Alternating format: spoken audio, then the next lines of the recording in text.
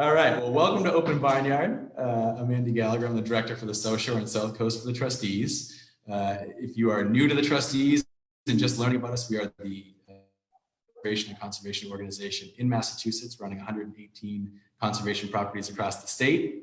If you are familiar with Weir River and local to the farm, you may know that from spring to fall every year, we run Open Barnyard, our Barnyard Story Hours from 10 to 11 every Wednesday. And so we've held that time, but we've now kind of shifted to online. And some of you may have been on the Barnyard tours with our farmer Nate for the past couple of weeks, heard stories from Christy. And this week we're changing it up a little bit again. We're going to have a barnyard element for sure. We'll get to that in a minute. But I am really pleased that we are joined by Katrina Goldsaito, who is the author of a beautiful children's storybook, The Sound of Silence, who's going to give us a chance to hear that and talk to her about it. So thanks for being here, Katrina. Thanks for having me. This is so fun. So I will, I guess I can talk a little bit about why I thought our Weir River crowd and people might want to hear about your book right now. But do you want to do the barnyard stuff first? Do you want to meet our other special guest? I am definitely second to this other special guest, and I can't wait to see this little animal more closely. Let's do it. So if you have been tuning into our Barnyard Story Hour, raise your hand if you're watching this and you have met all of our new lambs. I think a lot of people might have raised their hand. That was a bit of a trick question. You did not meet all of our lambs. We have a new one. Let me just go off screen here and get her. Is there an owl on the desk back there? Look out. It is fake owl back there. So this is Peg. Oh my gosh, Peg. Here. Peg is one of our new lambs. If you've been with us and you've been going in the barnyard tour, you've seen our new lambs. Peg was a quadruplet, which is very rare for lambs. But she has not been in our barnyard videos because poor little Peg, a couple days old, broke her leg. We don't quite know how it happened. Maybe mom stepped on her. We're not sure. But when our farmer Nate found her, he took great care of her. He came up with a great plan. He and our vet, Dr. Karen, found a way to put a splint on her leg and put a cast on it. So for our young friends watching out there, raise your hand if you've had a cast before. I have. Or if you have a friend who's had one, or Peg here had a cast just like that on her leg. It's actually this leg here. And so she's been living with Nate for a little while over by his house, and he's been bringing her back to health. And in great news, if you saw that leg, no cast. So Peg is back in business. She's walking around. She's kind of in that phase, if you've had a cast and you go to the doctor and the doctor takes it off and you think, all right, I'm going to go play soccer and wrestle with my brothers and sisters and siblings. And then the doctor says, slow down, you got to take a couple of weeks and make sure it heals. That's where Peg is now. So she's not quite back with her siblings and friends, but she will be soon. But we wanted to bring her in as a special guest for everyone to meet here in the Open Barnyard. So this is Peg. I guess she can hang out for a while if you're okay. Amazing. She looks so soft. She is. Can you all imagine how soft that lamb is? I know we're going to talk about sounds, and you and I have heard her making some sound earlier, so hopefully we'll get a little sense of that. So we'll keep Peg with us. And then for those who are following the farmyard closely, we had our 5th calf born last night. So we had 7 to go, five out now. So pretty soon, if you come by the farm, once we're able to reopen and get everybody back here and we can all gather, there'll be plenty of lambs and calves for all of us to enjoy. So we'll keep Peg with us for a little while. Like I said, we're going to focus a little bit more on the story element this week of Barnyard Story Hour. And Katrina, I'm really glad you're here. I guess, I have thought about this book a lot lately. I think it's a beautiful book that I bought as soon as it came out. My family has revisited it many times, and I think it's important all the time. But we're about to hear the story about a young boy in Tokyo who's seeking silence in the kind of bustle of regular life. And I think right now all of our lives are a little upended, and we may not be able to go to our special quiet spots. I've been thinking about that, finding the silence in the moment. So that's why we were particularly happy that you could join us as we kind of find silence in new ways or new spaces. And I think the story can help us think about that. So I'll turn it over to you because you're the author of this amazing book. Cool. Thanks, Andy. I love seeing that lamb and thinking about all these outdoor spaces that we are probably missing right now. And it makes me think of the smell of hay And when I was a little girl, my grandmother was from, well, my mom was from North Carolina. And in the summers, we would go to Kernersville, which is where one of the Weir River Farm staff is from, Christy. And I remember the first time that I went to a farm in Kernersville, there were actually lambs being born.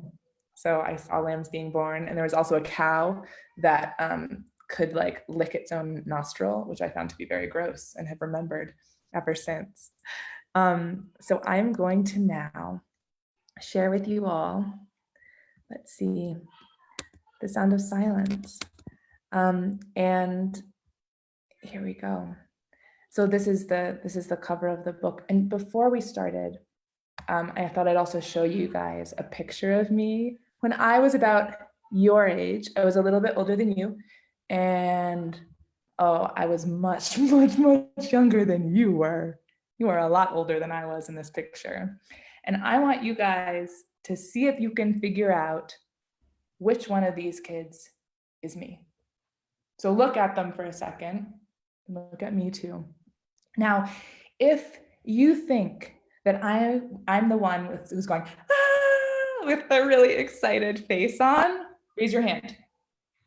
Okay, yes. And if you think I'm the one with the sort of shy expression, you know, the taller one, raise your hand. You guys are right. I was the shy one, and I read all the time as a kid. I read at the dinner table. I would hide my book underneath the table while we were eating dinner. I read in bed. I read in the shower, which is actually possible. You just have to kind of hold your book like really far away from the water. Don't do this with library books. Please don't do this with library books. But you can, you can read in the shower. And I read all the time.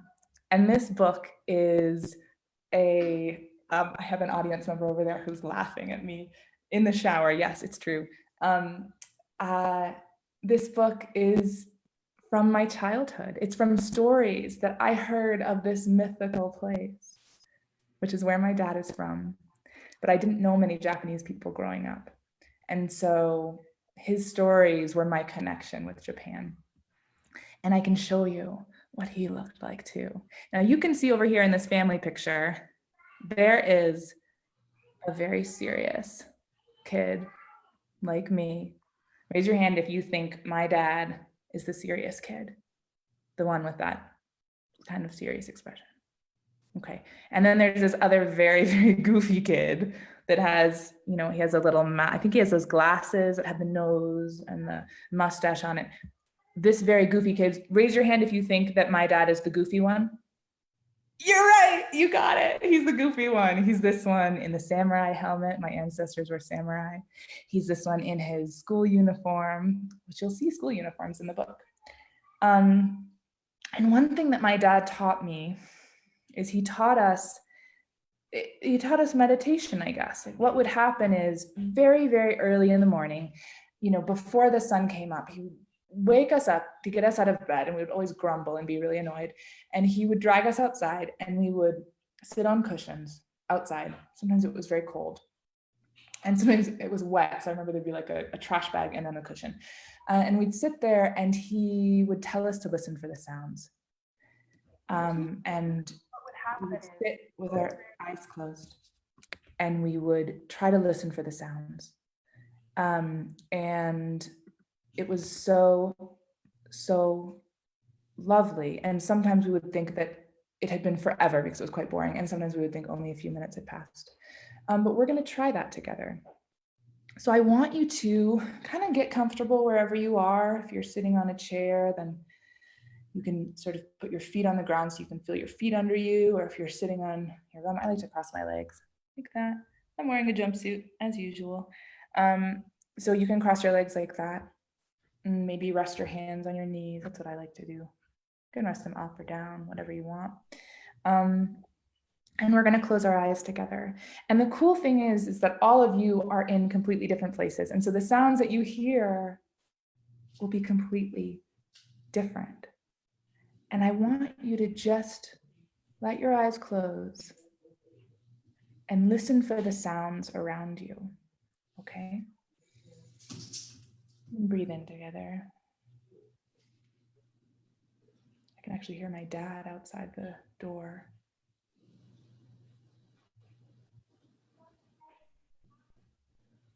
I hear my son's voice outside the door.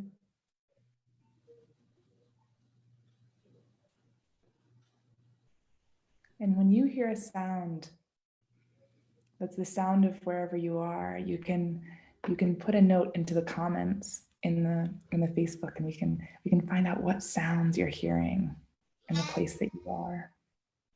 I just heard the lamb. I will take another deep breath.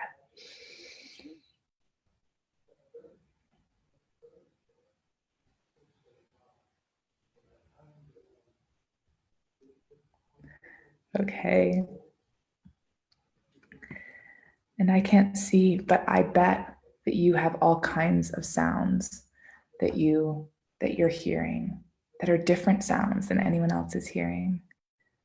And now we're going to read this book called The Sound of Silence.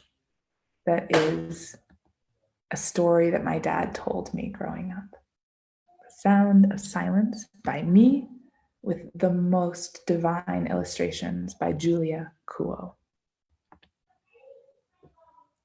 Little Yoshio wiggled with anticipation. 3, 2, 1. He threw open the front door. The sounds of the city came in from every direction. Tokyo was like a symphony hall. And whether you're in a barn or if you're in a city, you can make the sounds of the city. What are some sounds that you hear in a city?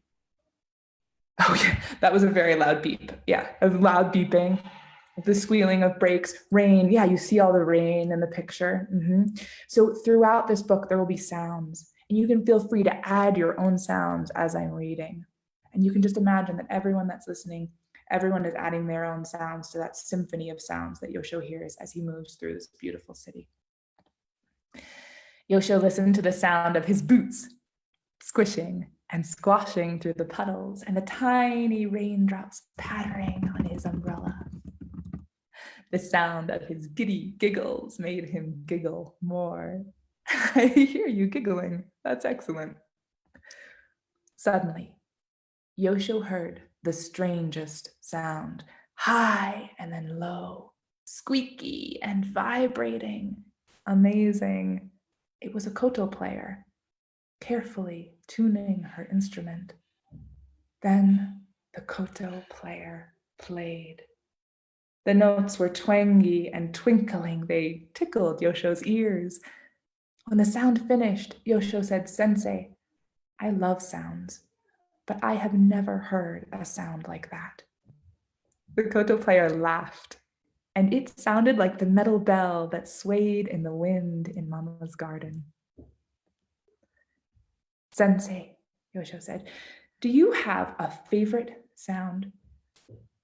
"The most beautiful sound," the koto player said, "is the sound of ma, of silence." "Silence?" Yoshio asked. But the koto player just smiled a mysterious smile and went back to playing. Yoshio bowed to the koto player.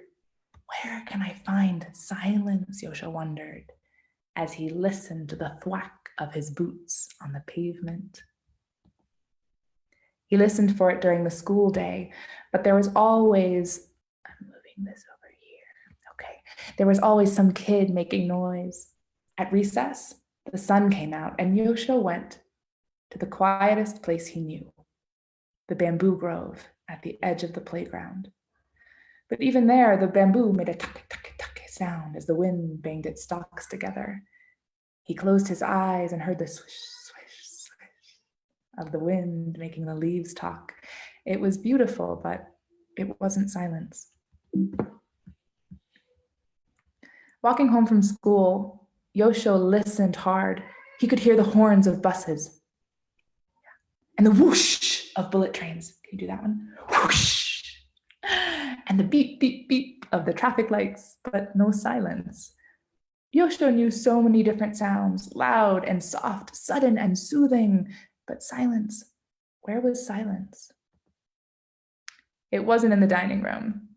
where there was always the sound of chopsticks and slurping and chewing and swallowing. Can you make those sounds?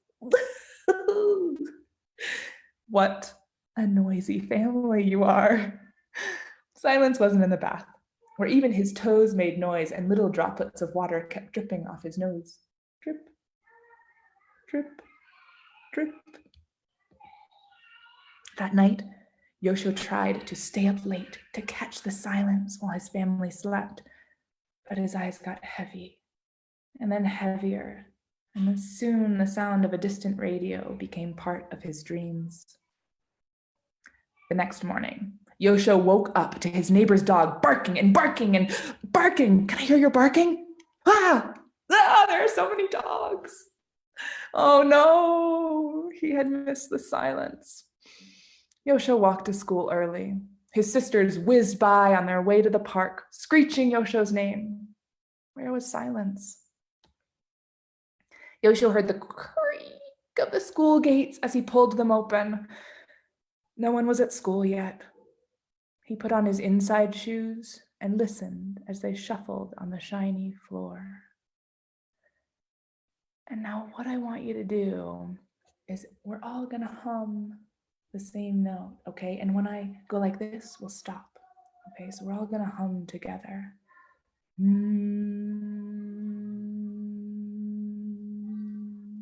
The classroom, keep humming. The classroom felt different without anyone in it. He sat at his desk by the window and pulled out a book. He loved the story, and as he read, he forgot where he was. Suddenly, in the middle of the page, he heard it. No sounds of footsteps, no people chattering, no radios, no bamboo, no kotos being tuned. In that short moment, Yoshio couldn't even hear the sound of his own breath. Everything felt still inside him, peaceful, like the garden after it snowed, like feather-stuffed futons drying in the sun. Silence had been there all along. It had been there between the thumps of his boots when he ran, when the wind stopped for just a moment in the bamboo grove, at the end of his family's meal, when everyone was happy and full, after the water finished draining from his bath, before the koto player's music began, and hovering in the air right after it ended. It was between and underneath every sound, and it had been there all along. Ma, silence.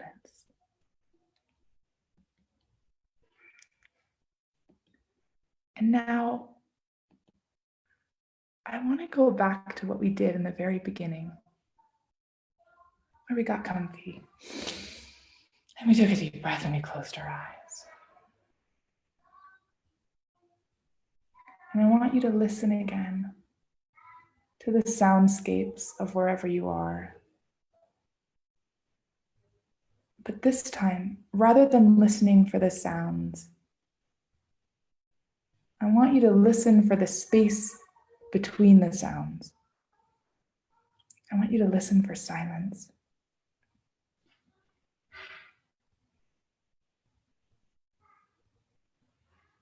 And when you can find it, even the tiniest little moment of it, between voices, between the sound of rain, between the beeping of horns, I want you to just put your hand on your heart.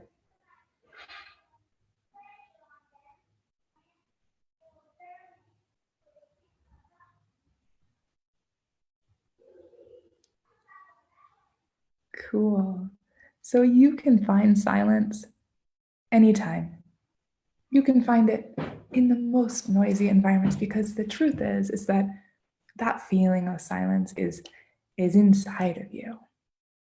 And I'm so happy that we got to do this together today. And yeah, this was lovely. If you have any questions for me, you can ask them. Andy will tell me if you have questions. And thank you. Thanks for being here. Thanks for bearing with us as we figured out technology.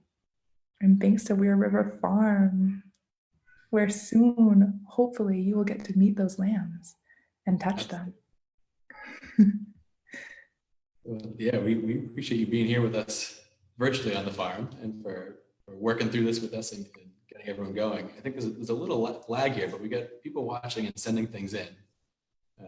So I'll see if there's any questions that come through. I will say, Katrina, I love that, when you asked what people heard, people were sharing things, not just locally here by the farm, but, somebody was sharing from Nairobi, they heard thunder and birds. And somebody was saying there somewhere else. I think I had muted at that point, but I was hearing the chewing of hay next to me. And so, I think I like that we've been able to gather so many people together for this. That's so amazing. It is. I guess, I'm wondering if we'll see if other folks want to write in some questions, but, are there things that we might have missed at first glance? You kind of put a lot of thought into this book. I know there's a real personal touch to it. Are there things in the book that we might not have noticed on the first time through? Yeah, here, I'll share again. So one of my favorite, one of my favorite things is, hold on a sec. I'm just kind of flipping through a bunch of things because there's one thing I really wanted to show you. Oh, I wonder if it's not in this slide deck. Well, this drawing is one of my favorites because it has a connection to another book that I bet most of you know. And Julia, who is the incredible illustrator who created this whole visual world, loves this book a lot. And it's a really, really important book. Does anyone know what book Julia is referencing in this picture? It's this one here with the boy sitting on the bed and looking out the window, the posture of the boy kind of leaning over and looking out the window. And in the book she's referencing, the boy is looking at a really different scene.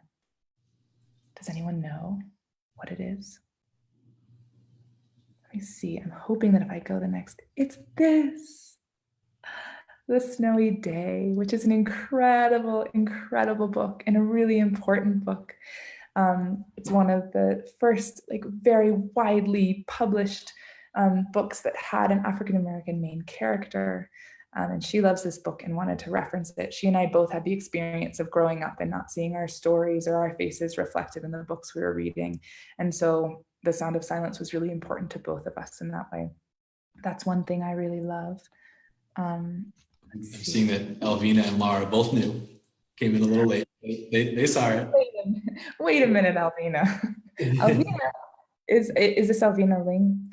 I can't see the Facebook, but I believe that this is my editor who is responsible for bringing this absolutely gorgeous book into the world. And she is the one who believed in the book from the very beginning. She and I went through tons of rewrites of the book and had a really beautiful time creating it. And I feel so, so grateful that I met her. Another thing that I like to do is take a look, because Julia did something really cool. She wrote me when she was finishing the cover art, and she said, send me a picture of you and I'll put you in the crowd scene. So if you all can look around and see if you can figure out which one is me. Which one is me? Okay, yeah, you can just point to it on your screen. This one with the amazing hat. I wish that was me. That's an amazing hat. Which one do you think? Oh, my hair is curly. My hair actually is curly like that. Oh yeah, right. You see this other one with the sunglasses. It doesn't look much like Jonah, my husband, but that one could be me too. Okay, what else do you think? Oh yeah, the one with the knots in her hair. That could be me too, but that's not it either. Okay, I'll give you a hint. You're looking for a little baby that has some hat with ears. I think it looks a bit like a goat, like a little kind of baby goat hat. And I'm the only one that's looking right at you. This is what I look like when I look at you. Okay, can you find me? Yes, that's me right there. That's me. That's me and Taiga, my son, when he was a baby. He's 5 now. He's a big kid like you guys. Cool. Luca, who I think we both know, wants to know what you're hearing right now. What? What you're hearing, where you are. I'm hearing the word year. I don't think you're saying the word year. No, he wants to know what you hear, where you are. What I hear, where I am. Got it. Okay, let's see. Oh, there's someone hammering. Is it drums? Our neighbor is incredible. He lives, let's see if he's there. That would be so neat. Right across this fence, this is our view in Colombia. Right across those hedges is an amazing family. And the papa plays drums. He plays these big, beautiful drums, and he does these ceremonies in his backyard. And so we often hear drumming. So maybe that was drumming. What about you, Luca? What are you hearing? You hear your mama? And there's so many birds. We have the most gorgeous birds here in Colombia. We have these, there's one called Soledad, which they say it's because it's so beautiful, it always stays alone, and it has this long tail that has like a little tiny little poof on the end, and it's this brilliant bluey green color. We have bright yellow birds. We hear, and there's these water birds with very long legs that make the loudest racket in the morning. We have roosters too. Those guys wake us up. We have a few of those. Yeah. Amazing. There's also, these are some really cool, this just happens to be in here. These are some amazing sounds that students have given to me before of their favorite sounds. So you all can do this activity at home. You can think about what your favorite sound is, and then you can name your sound. So you can draw a picture of your sound, because doki doki is the sound of your heart going, the Japanese sound. So you can make up your own. I like this one. Rain falling on the ground. So that's an activity you can do after we're all done with this. So I know we're all looking for fun things to do in this really wild time. Thank you, guys. Thanks for joining us in this wild time. Yeah. And Luca has reported, by the way, he's hearing Auntie Claire's voice on video and Patrick talking to Daddy. Oh, nice. Amazing. Well, thank you, Katrina, for doing this. This is great. I listening to the story and seeing that scene where little Yoshio is sitting in the classroom all alone. I'm actually sitting in our Barnyard classroom right now, all alone. And I think it reminded me just how much we miss seeing everybody here and having so many kids here learning and being with us on the farm. And we can't wait for everyone to come back and be with us. But we're glad we can have these special moments together, and we appreciate you making one of those for us. And so I will say, I don't know if it's still in the shot, but Katrina's book is right behind me. I'm going to tuck it into our little bookshelf in the barnyard. So next time you come to the farm and visit the barnyard, you can read it there. And I think as we all figure this out, we appreciate you joining us. If you like what you saw today, keep coming back, checking our Facebook. Feel free to join us at the Trustees and be part of what we're doing, and certainly keep an eye out for Katrina. Anything for you to add, Katrina? No, just so happy to be here with you all. And I'll see y'all soon. All right, we will talk to everybody soon, and thanks again for making a special morning. Yeah, thank you. Bye. Bye.